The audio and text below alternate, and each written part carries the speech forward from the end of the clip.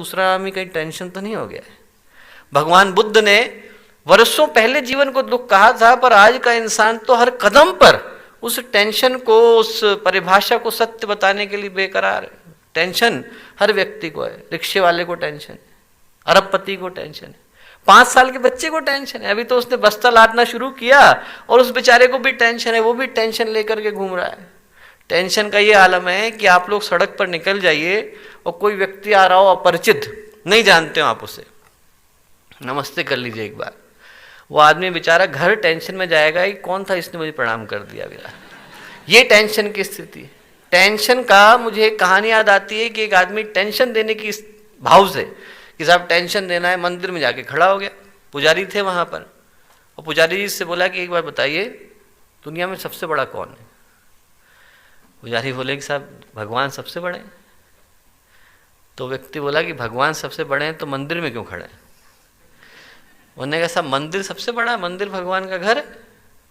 बोले मंदिर बड़ा है तो धरती पे क्यों खड़ा है। तो पुजारी जी बोले भाई धरती माँ है, सबको धारण करती है, इसलिए धरती पे खड़ा है। बोले धरती सबसे बड़ी है तो शेष जी पे क्यों खड़ी है। उन्होंने कहा शेष भगवान है, भगवान के अवतार हैं, भगवान लक्ष्मण के रूप में आए थे। उन्होंने कहा कि यदि शेष जी बड़े हैं तो भगवान शिव के गले में क्यों पड़े। उन्होंने कहा नहीं साहब भगवान शिव बड़े हैं। बोले भगवान शिव बड़े हैं तो कैलाश पे क्यों खड़े हैं। उसको तो टेंशन ही देनी थी। तो उसने कहा वहां पे क्यों खड़े हैं। तो उन्होंने कहा भगवान शिव बड़े हैं भाई, भगवान शिव बड़े हैं। उन्होंने कहा भगवान शिव बड़े हैं तो कैलाश पे क्यों खड़े हैं। उन्होंने कैलाश पे खड़े हैं तो वो बोले कैलाश भाई भगवान शिव का धाम है। बोले कैलाश सबसे बड़ा है तो हनुमान जी की कानी उंगली पे क्यों खड़ा है। हनुमान जी लेके चले गए थे। तो अब एक साधु बाबा देख रहे थे, उन्होंने कहा साहब इसको तो टेंशन ही देना है। तो उन्होंने उनसे कहा इससे ये कह दे कि तू ही सबसे बड़ा है। उन्होंने कहा साहब आप ही सबसे बड़े हो। पुजारी जी बोले, बहुत खुश हो गया। उसने कहा मैं ही सबसे बड़ा हूँ। तो साधु बाबा बोले कि एक बात बता कि तू सबसे बड़ा है तो मंदिर के नीचे क्यों खड़ा है। तो आदमी जो है दोस्तों बुद्धि को इधर उधर उलझाने में लगा हुआ है और इधर उधर की बातों पे टेंशन लेकर के घूम रहा है। टेंशन हर एक के पास है, कारण अलग अलग हो सकते हैं, पर ये बात इसलिए महत्वपूर्ण हो जाती है कि एक गंभीर प्रश्न को जन्म देती है। और गंभीर प्रश्न ये है कि यदि हर व्यक्ति को इतना ही स्ट्रेस है, इतनी ही टेंशन है कि आदमी रोता हुआ धरती पर आए, शिकायतें करता हुआ जिए और पछताता हुआ जाए, तो क्या हमारे जीवन का इतना ही उद्देश्य था।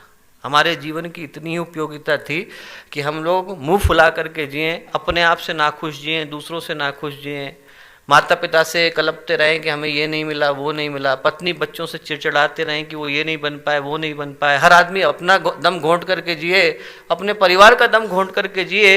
यदि मनुष्य के जीवन का इतना ही उपयोग था तो ये नहीं मिलता तो ज़्यादा बेहतर है। कई बार देख करके दोस्तों दुख होता है। साइकेट्रिस्ट के रूप में मैं देखता हूँ कि अभी 17-18 साल का लड़का नहीं हुआ और डिप्रेशन का शिकार हो गया। हम लोग जब युवा क्रांति की बात करते हैं तो जिस तेजस्विता से, जिस प्रखरता से, जिस क्रांति की भावना से हम लोग युवा मन को परिभाषित करते हैं, वो देखने को नहीं मिलता दोस्तों। 17-18 साल का लड़का नहीं होता कि उसको डिप्रेशन हो गया है। घर में माँ बाप ने डांट दिया, अभी 9 साल का लड़का था, घर से निकला और रेल की पटरी पर जाकर के कट के मर गया। अभी 21 साल की लड़की नहीं हुई है, उसके अंदर डिप्रेशन हो गया। अभी तो जीवन शुरू नहीं हुआ है, अभी तो इनका पूरा का पूरा जीवन शेष है। और जब उनको दुख से, तकलीफ से, परेशानियों से, स्ट्रेस से, टेंशन से, जीवन के प्रति कन्फ्यूजन से, जीवन के प्रति भ्रम से उलझते हुए हम लोग देखते हैं तो मन में बहुत दुख होता है। और इसीलिए आज जब हम लोग इस युवा क्रांति वर्ष की इस वेला में यहाँ पर मिल रहे हैं, इसकी शुरुआत की इस वेला में मिल रहे हैं, तो मैं एक भाव जो हम सबके अंदर जीवित करने का और जीवंत करने का अनुरोध, विनय, निवेदन आप सबसे करूंगा, वो ये करूंगा कि गुरुदेव ने कहा था कि खूबसूरत जिंदगी बर्बाद करने के लिए नहीं है। हंसते खेलते जिए, मुस्कुरा करके जिए, खुश खुश जिए। ये जीवन जो मिला है अवसर, हम लोगों के पास टेंशन के लिए, परेशानियों के लिए पूरा जीवन पड़ा है दोस्तों। और ऐसा नहीं है, महापुरुषों के जीवन, अभी अभी श्रद्धेय कुलाधिपति जी ने उदाहरण दिया, उनके जीवन में तकलीफें कम थी ऐसा नहीं था।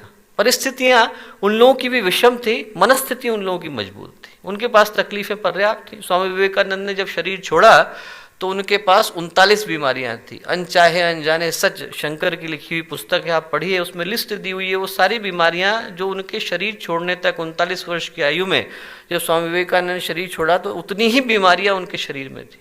गुरुदेव को अपने जीवन में विरोध झेलना पड़ा हो ऐसा नहीं, इतने सारे लोगों ने गुरुदेव का विरोध किया। उस समय में वो सारी बातों को लेकर क्या है कि नारियों को गायत्री अधिकार मिलना चाहिए, सभी जातियों को मिलना चाहिए। जब सारे के सारे लोग यहाँ पर विरोध करने के लिए तैयार होते थे, एक से एक बात करते थे, उसके बावजूद, इतनी सारी परेशानियों के बावजूद उनके मन में, चिंतन में, दृष्टिकोण में कभी जरा सा भी अंतर नहीं आया। उनकी मुस्कुराहट को देख करके आप अंदाजा नहीं लगा सकते कि वो लोग अपने जीवन में कितनी परेशानियों से जूझते रहे होंगे। मुझे याद पड़ता है कि 1985 की घटना है। एक पुराने सज्जन थे, यहाँ से निकले, शांति कुंज से केस चल गया, निकाले गए किसी कारण से और निकले तो उनने केस कर दिया। तो एक पुराने सुप्रीम कोर्ट के लॉयर थे, मिशन से बहुत अच्छे परिचित थे, परम पूज्य गुरुदेव से आकर के बोले कि गुरुदेव ऐसा ऐसा केस हो गया है, संभवतः दिल्ली जाना पड़े हम लोगों को, आपको चलना पड़ेगा। गुरुदेव बोले बेटा जाना तो नहीं पड़ेगा, केस है तो भी जाना नहीं पड़ेगा। तो बोले यदि गए तो उसी के यहाँ ठहरेंगे। वो जो व्यक्ति जिसको शांति कुंज से निकाला था वो बोले उसी के यहाँ ठहरेंगे, दिल्ली में रहते थे वो। तो गुरुदेव बोले उन्हीं ने तो केस किया है। बोले कोई बात नहीं बेटा, बेटा है हमारा, भटक गया होगा, उसके घर में ठहरेंगे, दिल्ली जाएंगे तो किसके घर में ठहरने में क्या दिक्कत है। आप कल्पना करके देखो, इतना विशाल हृदय, इतना व्यापक चिंतन कि परिस्थितियाँ कितनी भी विषम हो, उनके मन में मुस्कुराहट के 1000 कारण होते थे। और यदि हम लोग भी मुस्कुराना चाहें दोस्तों, यदि हम लोग भी अपने जीवन को आसान बनाना चाहें, सहज बनाना चाहें, सुगम बनाना चाहें, ये युवावस्था टेंशन के लिए नहीं मिली है, आप लोगों के जीवन में परेशानियों के लिए नहीं मिली। यदि हम लोग खुश होना चाहें तो हमें खुश रहने के कारण कदम कदम पर मिल जाएंगे। अपनी छाती फैलाकर प्यार बरसाता आसमान दिख जाएगा, सारी धरती मिल जाएगी जो पूरी दुनिया का बोझ उठा रही है, सबकी धूप बचाते जो है पेड़ दिख जाएंगे, सबको पानी बरसाती नदियां दिख जाएंगी, सबके साथ अपने अंदर की स्मित को बिखेरते पुष्प दिख जाएंगे, कण कण में मुस्कुराता भगवान दिख जाएगा। यदि हम लोग अपने जीवन जीने के तरीके को बदल डालें, तब यदि हम लोग तरीके को बदलते हैं तो मैं याद आता है कि जो लोग अध्यात्म के पथ पर चलते हैं मनहूस नहीं हुआ करते, ऐसा नहीं हुआ करते कि उनके चिंतन में इतनी नकारात्मकता हो कि आदमी अपनी 4 टेंशन लेकर के आया है और हमसे मिलने के लिए आया और 40 लेकर के लौटे, तो हमारे होने का फायदा क्या है। यदि हमारे पास आए तो आदमी जन्म जन्मांतरों की तकलीफें लेकर के आए और हमारी मुस्कुराहट इतनी इन्फेक्शस हो, इतनी संक्रामक हो, हमारे अंदर का प्रेम, आत्मीयता, अपनत्व इतना विशाल, व्यापक और इतना मजबूत हो कि आदमी सारे कष्ट लेकर के जाए और हमारे पास से हंसता खिलखिलाता जाए, हमारे पास से प्रेम लेकर के जाए। तो हम लोग जो गायत्री परिवार के युवा हैं, इस क्रांति वर्ष के युवा हैं, इस भारत के युवा हैं, इतना अंदर से हमें अपने अंदर शांति, स्मित, सौंदर्य बिखेरने की आवश्यकता है, टेंशन की आवश्यकता नहीं है। मैं कहूँगा जो एक भाव हमारे अंदर आए दोस्तों, वो ये आए, स्ट्रेस को भूल जाए, नकारात्मकता को भूल जाएं, निगेटिविटी को आउट करें, सकारात्मकता को लाएं, पॉजिटिविटी को लाएं, अंदर अच्छे विचारों को लाएं, अंदर यहाँ रहें। गंगा की गोद है, हिमालय की छाया है, परम पूज्य गुरुदेव के रूप में, परम वंदनीय माता जी के रूप में इतना सक्षम सशक्त मार्गदर्शन है, इससे बड़ा सौभाग्य हमें क्या मिल सकता है। श्रद्धेय कुलाधिपति जी यहाँ पर हैं, श्रद्धेय अजीत जी यहाँ पर हैं। हम लोगों के जीवन का सौभाग्य है कि हम लोग इस पवित्र धरती पर हैं, और जब यहाँ पर हैं तो इस अवसर को निश्चित रूप से सौभाग्य बना करके लौटे, अंदर दिल को खुश करके जिए। और खुश करने के लिए एक सूत्र मुझे परम पूज्य गुरुदेव का याद आता है कि हम लोग खिलाड़ी की तरह से जिए। गुरुदेव कहा करते थे कि आदमी खिलाड़ी की तरह से जिए। खिलाड़ी कैसे जीता है? हारा गई जीता गई उससे कोई फर्क नहीं पड़ता। आज आदमी ने खेला मैच, आज 3-0 से हार गए तो क्या फर्क पड़ेगा? आज हम लोगों के जीवन का एंड थोड़ी हो जाता है। आदमी खिलाड़ी एक दिन खेले, 3-0 से हार गए तो कैरियर को एंड नहीं हो जाता, अगले दिन फिर से शुरू करेगा, नए उत्साह के साथ करेगा। आज 3-0 से हार गए, कल 3-0 से जीत जाएंगे। तो हमारे जीवन में दुख आएगा, सुख आएगा। दुख आया और हमने सोचा कि हमारे जीवन का यही एंड हो गया, तो फिर हम लोगों का एंड हो जाएगा। दोस्तों, यदि हमारे जीवन में तकलीफें आती हैं उसको भूल जाएं, उनसे चिपकने की आवश्यकता नहीं है। कल सुख आएगा, आज दुख आया, कल सुख आया। आदमी के पास आज ये है, कल दूसरी चीज आएगी। एक दिन जो है आदमी नीचे गिरा है, कल को ऊपर उठेगा। खिलाड़ी की तरह से जिए। खिलाड़ी की तरह से कहानी मुझे याद आती है कि अष्टावक्र कहोड़ ऋषि थे।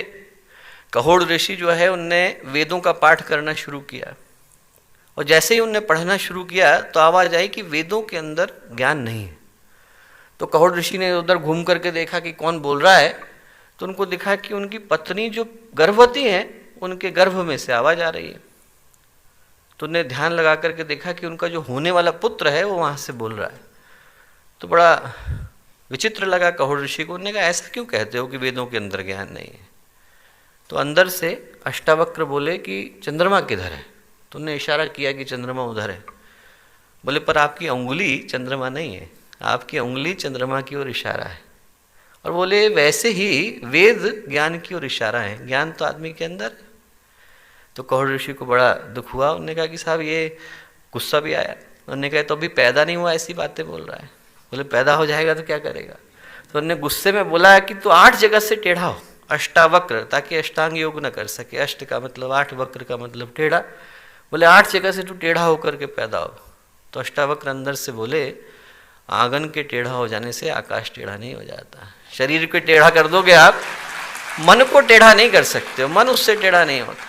जिंदगी में तकलीफें आ सकती हैं दोस्तों, हम लोग खिलाड़ी की तरह से जिए। जितना हम लोगों को काम मिला है ईमानदारी से करें, शराफत से करें, और जो किया है करके भूल जाएं, उसकी टेंशन हमें नहीं लेनी है। ऐसा करने से सफलता मिलेगी गारंटी नहीं है। ईसा मसीह को सूली मिली, गुरुदेव को जीवन में विरोध सहना पड़ा, विवेकानंद को जल्दी शरीर छोड़ना पड़ा, भगत सिंह को फांसी मिली। ऐसा नहीं है कि ऐसा करने से हमें सफलता मिलेगी पर शांति मिलेगी। ऐसा करने से मन में तृप्ति मिलेगी, संतोष मिलेगा, गर्व मिलेगा, गौरव मिलेगा। और जब हम लोग शरीर छोड़ रहे होंगे तो मन में भाव होगा कि कम से कम हमें जो अवसर मिला था उसके साथ हम लोगों ने न्याय किया। खिलाड़ी की तरह से जीवन को जिए। और दूसरी बात मैं बोलूँगा कि दूसरी जो चीज़ करें वो ये करें कि हम लोग अपनी रिश्तेदारियों को बदल लें। उसका मतलब माँ बाप को बदलना नहीं, उसका मतलब सास ससुर को बदलना नहीं, उसका मतलब दोस्तों को बदलना नहीं है, उसका मतलब भाई बहन को बदलना नहीं है। उसका मतलब ये है कि हम लोग अपनी शादी धर्म के साथ कर लें। यदि हम लोगों की शादी धर्म के साथ हो जाती है, हमारे पिता का नाम जो है सत्कर्म हो जाता है, माँ का नाम सद्भावना हो जाता है, बच्चों का नाम सत्कर्म हो जाता है, तो उस दिन भगवान हमारे पाले में आकर के खड़े हो जाते हैं। जब पूरी तरह से महाभारत हो गई, महाभारत शुरू होने वाली थी, तो बंटवारा चल रहा था तो लोगों ने अपने अपने वो लगाने शुरू करे बोलियां कि हम किधर जाएंगे। तो एक तरफ युधिष्ठिर खड़े हो गए, एक तरफ दुर्योधन खड़े हो गए। और दुर्योधन भारत के राजा थे तो स्वाभाविक रूप से पलड़ा उधर की तरफ भारी था। सारे के सारे राजा उधर जाके खड़े हो रहे थे कि ये 5 भाई तो गाँव में रहते हैं, इनकी तरफ से कौन लड़ेगा। तो सारे के सारे राजा उधर जाकर के खड़े होने लगे। भगवान कृष्ण उठे और युधिष्ठिर की तरफ जाकर के खड़े हो गए। जैसे ही खड़े हुए तो पलड़ा उधर को जाने लगा, लोग उधर जाने लगे। तो जब बंटवारा हो गया तो उसके बाद युधिष्ठिर खड़े हुए, दुर्योधन खड़े हुए और उनने बोलना शुरू करा कि मेरी तरफ ये हैं, मेरी तरफ वो हैं, ऐसे कह करके कहना शुरू करा। तो युधिष्ठिर ने बताया कि साहब मेरी तरफ से ये हैं, और भगवान कृष्ण का भी नाम लिया। दुर्योधन ने बोला मेरी तरफ से ये लड़ेंगे। तो भगवान कृष्ण बोले युधिष्ठिर से कि युधिष्ठिर तुमने उसका नाम नहीं लिया जिसकी ओर से मैं लड़ूंगा। तो युधिष्ठिर बोले कि भगवान आप तो हमारी तरफ से लड़ेंगे, मैंने तो आपका नाम लिया था। बोले नहीं, मैं इतना छोटा नहीं हो सकता कि व्यक्ति की ओर से लड़ूं, मैं धर्म की ओर से लड़ूंगा। तुम धर्म की ओर खड़े हो इसलिए मैं तुम्हारी ओर से लड़ रहा हूँ। धर्मो रक्षति रक्षिता, जिधर धर्म खड़ा है उधर भगवान खड़े होते हैं। जिधर भगवान उधर खा के खड़े होते हैं जहाँ पर सत्य है, न्याय है, धर्म है। तो यदि हम लोग धर्म की तरफ खड़े हो जाते हैं दोस्तों, तो भगवान भी हमारी तरफ आकर के खड़े हो जाते हैं। खिलाड़ी बन जाएं, अपनी रिश्तेदारियों को बदल लें और अपनी समीक्षा करें। दूसरों के ऊपर हम लोग इंतजार न करें। आज के समय में समाज ऐसा हो गया है कि हम लोग दूसरे की कमी निकालने को तैयार हैं। आप व्यक्ति से पूछ करके देखिए साहब उसको शिकायतें हैं, तो आदमी निंदा करने के लिए तो उसके पास पूरी फहरिस्त है, ऊपर से लेकर नीचे तक बैठा हुआ है आदमी। भगवान दुनिया सही नहीं चला रहे हैं, सरकार देश सही नहीं चला रही है, डॉक्टर इलाज ढंग से नहीं कर रहा है, आदमी कंप्लेन करने को तैयार है, पत्नी खाना ढंग से नहीं बना रही है, बच्चे होमवर्क ढंग से नहीं कर रहे हैं। आदमी के पास एक से एक बढ़ करके लिस्ट है, और उससे पूछे आप क्या कर रहे हैं तो आदमी को पता नहीं। आदमी समीक्षा नहीं कर पाता है, निंदा पर्याप्त करता है। आदमी के पास सारी चीज़ें हैं, आप लोगों से जाकर के पूछें साहब ये क्या है, आदमी सब बताने को तैयार है कि साहब वो गलत है, वो गलत है। हम अपनी समीक्षा नहीं कर पाते। कहानी है कि गांव में डकैती पड़ी, बच्चा सो रहा था, डकैत आए तो सबके सब सो रहे थे, एक बच्चा था उठ गया। अब डर के मारे बोला नहीं, उसने कहा कि मैं उठूंगा तो मेरे पे भी हमला कर दें। तो अगले दिन सबकी नींद खुली, सबने पूछना शुरू करा कि क्या हुआ, तो किसी को पता नहीं था। अब बच्चे ने बोलना शुरू करा, 8 साल का बच्चा था, उसने कहा कि रात को इतने बजे आए थे। और जैसे ही उसने बोलना शुरू करा वैसे ही सबके सब उस पर चढ़ गए, बोले अरे तूने हमें बताया नहीं और सो रहा था तू यहाँ पर। तो एक बाबा जी देख रहे थे, बोले भैया उसने कम से कम बताया तो क्या हुआ, तुम लोग तो सबके सब सो रहे थे। तो बाकी सब तो सो रहे हैं, पर उन लोगों की जो है, जो एक व्यक्ति जग गया है उसकी खबर लेने में लगे हुए। तो जग गया है, क्यों जग गया है? तो आदमी क्या है, उनकी शिकायत करने के लिए तैयार है जो व्यक्ति कुछ कर रहा है। अरे बाकी लोग कुछ तो कर रहे हैं, बाकी लोग सो करके बैठे हैं, जो लोग कुछ कर रहे हैं उनको आगे बढ़ाने के लिए हम लोग आगे आए। तो दोस्तों, एक तो खिलाड़ी की तरह से जिंदगी जिए, हमें जितना कर्तव्य मिला है ईमानदारी से करें, दायित्व का निर्वहन करें। इतना बड़ा सौभाग्य हम लोगों को मिला है कि इतने पवित्र वातावरण में हम लोग हैं, और उस महायज्ञ की पूर्णाहुति के लिए हम लोग क्या कर पा रहे हैं उसके विषय में सोचें। ये सोचें कि हम लोग धर्म की तरफ कैसे खड़े हो सकते हैं, न्याय की तरफ कैसे खड़े हो सकते हैं। और आज के इस सुअवसर पर जब हम लोग यहाँ पर अभी शपथ लेने के लिए, संकल्प लेने के लिए एकत्रित हैं, मैं कहूँगा कि और संकल्प अभी हम लोग यहाँ से पढ़ेंगे, उसके अतिरिक्त तो 3 छोटे छोटे संकल्प हम लोग लेकर के जाए, जो कि आज के इस विषम समय में निश्चित रूप से आवश्यक है। एक संकल्प मैं कहूँगा कि हम लोगों को मिलकर के शैतान की माँ को मारना है। आप कहेंगे कि साहब क्या बात कह रहे हैं। मैं ये कह रहा हूँ दोस्तों कि दुनिया में इस समय जितनी भी चुनौतियाँ हैं वो इसलिए हैं क्योंकि अंतरिक्ष में असुरता है और आदमी के चिंतन में विषाक्तता है। आप आदमी को मारते जाइए, रक्त बीज के जितने बच्चे पैदा होते थे आप उसको मारते जाएं, उससे रक्त बीज नहीं मरता था। जो समस्या है वो यहाँ नहीं है, समस्या ऊपर है, उस अंतरिक्ष में जहाँ से अंधकार आता है। वहाँ से आदमी की सोच बदलती है, वहाँ से आदमी के अंदर दुष्प्रवृत्तियाँ आती हैं, वहाँ से आदमी के अंदर सारे के सारे बुरे विचार आते हैं। और उसको दूर करने के लिए व्यक्ति को मारने की आवश्यकता नहीं है, उस शक्ति को मारने की आवश्यकता है जहाँ से प्रवाह आ रहा है। और वो करने के लिए हम में से प्रत्येक व्यक्ति को गहन साधना का अनुष्ठान अपने हाथ में लेना आवश्यक है। यदि हर व्यक्ति अपने अंदर एक साधना का भाव लेकर के जाए, गुरुदेव ने पूरा का पूरा जीवन बदला, उसके लिए 24 गायत्री के महापुरुष चरण करे, अपने जीवन के उत्थान के लिए नहीं करे, उनको स्वयं को आवश्यकता नहीं दी, पूरी सृष्टि के वातावरण को बदलने के लिए करें। और जब तक हम लोग सामूहिक रूप से संकल्प को नहीं करेंगे कि हम लोगों के अंदर साधना का भाव आए, एक गहन अनुष्ठान हम में से हर व्यक्ति कर रहा हो, तभी वो प्रकाश निकल पाएगा जो पूरी की पूरी सृष्टि पर एक छाते की तरह से छा जाएगा। एक साधना का संकल्प हमारे बीच में से निकलना चाहिए। 1000 लोग हैं, आप ये कल्पना करके देखो कि 1 लाख युवाओं की हम लोग बात करते हैं। यदि हर 1 लाख युवा इस पूरे वर्ष में मात्र 11 भी गायत्री की मालाएं करे, उसके साथ महामृत्युंजय की माला जोड़ ले, तो एक वर्ष में आप कल्पना करो कितनी होती है। 21 अरब हम लोग मंत्र यहाँ से निकालते हैं, 21 अरब। 1 लाख भी यदि गायत्री परिवार के 11 करोड़ में से 1 लाख युवा भी संकल्प लेते हैं, जो ऊर्जा निकल करके आती है वो बिल्कुल अथाह है, अपरिमित है, असीम है। एक संकल्प साधना का निकल करके आए। एक मैं और बात बोलूँगा कि हम लोगों को लेबोरेटरी खोलने की आवश्यकता है। लेबोरेटरी हम पे पर्याप्त है, पर जिस लेबोरेटरी की मैं बात कर रहा हूँ वो हमें घर के अंदर खोलने की आवश्यकता है। दोस्तों, लेबोरेटरी में हम लोग ये करते हैं कि चीज़ों का प्रयोग करते हैं, यदि प्रयोग सफल हो जाता है तो उसे मार्केट में ले जाते हैं। आप एक्सपेरिमेंट करके देखते हो, सही हो गया, मार्केट में ले जाते हो। वैसे ही जिन विचारों को हम लोग सही सोचते हैं उसको अपने परिवार में एक बार एक्सपेरिमेंट करके देखें। जिन संस्कारों की हम लोग बात करते हैं, जिस प्रेम की, आत्मीयता की, अपनी डॉर्मेट्री में करके देखें, अपने परिवार के अंदर देखें, अपनी क्लास के अंदर देखें, अपने अपने छोटे छोटे सर्किल में करके देखें, छोटा सा एक्सपेरिमेंट करके देखें। और यदि उस लेबोरेटरी में सफल होता है, बाकी जगह लेकर के जाए। और तीसरी जो चीज़ है वो ये करने की आवश्यकता है दोस्तों कि हम लोगों को कन्वर्जन करने की आवश्यकता है, पाप को पुण्य में बदलने की आवश्यकता है। आप व्यक्ति को एक साधारण सा समीकरण बताइए कि इस देश में हम लोग 1 साल में $9 बिलियन सिगरेट की स्मोकिंग पर और टोबैको की स्मोकिंग पर खर्च करते हैं। आदमी जो सिगरेट खा रहा है, गुटखा खा रहा है, $9 बिलियन यदि वहाँ से हटें और देश के स्कूलों को बनाने में जाएं, सड़कों को बनाने में जाएं, हॉस्पिटलों को बनाने में जाएं, पर्यावरण को सुधारने में जाएं, नदियों को शुद्ध करने में जाएं, वृक्षों को लगाने में जाएं, तो इस देश का कल्याण हो जाएगा। पूरे देश के सारे बजट से बढ़ करके वो मुद्रा है जो आदमी की स्मोकिंग में चली जाती है, एडिक्शन में चली जाती है। उस सारे को बदलने के लिए उनसे कहिए कि साहब आपको 1 वर्ष आपके पाप को पुण्य में बदलने की आवश्यकता है। जो आप पैसा पाप में लगा रहे थे, सिर्फ 1 वर्ष के लिए आप ऐसा करिए कि उस पाप को आप पुण्य के बैंक में इन्वेस्ट कर दीजिए, इधर से हटा दीजिए। आपका जो 500-1000 रुपए का नोट था बंद हो गया है, पाप का नहीं चल रहा है, अब आप ये वाला ले लीजिए, ये वाला जो नया है वो हम आपको दे रहे हैं। और छोटे छोटे संकल्प छोटे छोटे युवाओं ने लिए हैं दोस्तों, से हजारों का जीवन बदला है। कानपुर में आप जाइए, वहाँ पर 26 साल का लड़का, 24 साल का लड़का, हेल्प अस ग्रीन कंपनी उन लोगों ने चलाई। क्या किया है कि जितने भी मंदिर मस्जिद कानपुर के एरिया में थे, सारे फूलों को ले आए और लेकर के आने के बाद उनने उसका यंत्र बनाया और उस फूलों से तेल निकालने लग गए। तो जितना फूल चढ़ता है वो 1 दिन के बाद बर्बाद हो जाता है। उनने कहा सारा ले लीजिए। 3 महिलाओं के साथ उन लोगों ने शुरू किया था। 80,000 रुपये उनके पहले साल का टर्नओवर था। अगले साल में अभी 18 करोड़ रुपए का वो लोग बना रहे हैं, 6,000 महिलाएं उनके यहाँ काम कर रही हैं। 26 साल का लड़का, 2 बस कानपुर के 2 छोटे छोटे बच्चे। वाणी मूर्ति 54 साल की लेडी है, बेंगलोर में जा रही थी, उन्होंने देखा लैंड फिल्म में इतना कचरा इकट्ठा हो रहा है। उन्होंने कहा कचरा कहाँ से आ रहा है? बोले लोगों के किचन से आ रहा है।